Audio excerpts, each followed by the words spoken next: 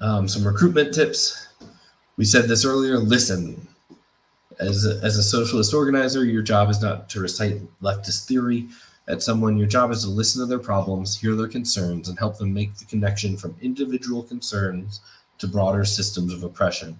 This requires meeting them where they are and not trying to drag them before they are ready, and being patient and consistent in our messaging.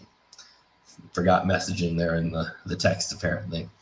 Next up is show up and not just election time. The key to building a bottom-up working-class party is relationships that need to be built on trust. We talked about how working-class communities are, suspicious of politicians and political parties. They've been lied to time and time again. So in order to overcome this, we have to show up. We have to build trust. We have to be reliable, right? We have to show up not only for our own work, but for the struggles of the community as a whole.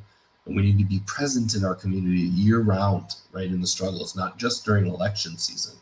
So when you're talking to your neighbor, right, and you're building this relationship, and you've got them agitated to come, to city council, and they're like, yeah, I'll totally come support you when you call out the shot spotter system that doesn't work.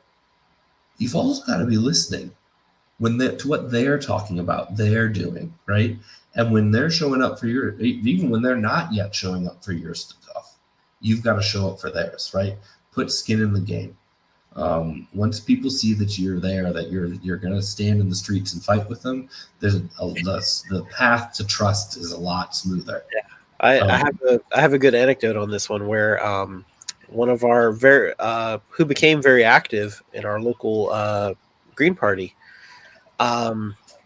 He started helping with a lot of events and proposing actions and all kinds of stuff. He became a very active and respected member of the local party.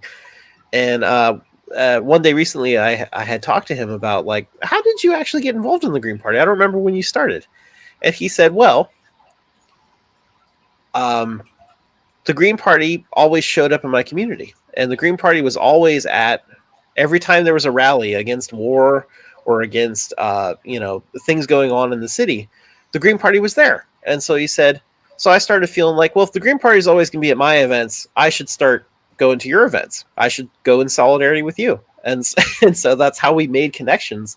And some of our best organizing members were crossover people who are involved in community struggle, who saw us there, and they said, okay, I can trust the Greens to be somebody who's going to be there to support me. And so they got involved. So, don't underestimate that. Be there for the community, and people will recognize that. They will notice that, and they will come on board. Yep. There was definitely, points in time when it was just known if you wanted to do something outside the Democratic Party, you called me or a half dozen other people in our town, right? And it was because we had been there, we'd shown up at everything, right? We'd organized things outside of mainstream politics, and that created a reputation and that created trust, right? And people notice when you're there for them, and they notice when you're there for them whether they're there for you or not, right? And it creates this radical solidarity that can grow into something real, and it can actually act as a hell of a fertilizer for the recruitment process, where all of a sudden somebody jumps on board real, like Garrett kind of said, right? You jumped on board real quick, and all of a sudden, a million miles an hour running, right? They hit the ground running. And why did that wouldn't have happened if they didn't feel that the Green Party was an ally and a natural place for them to do their work.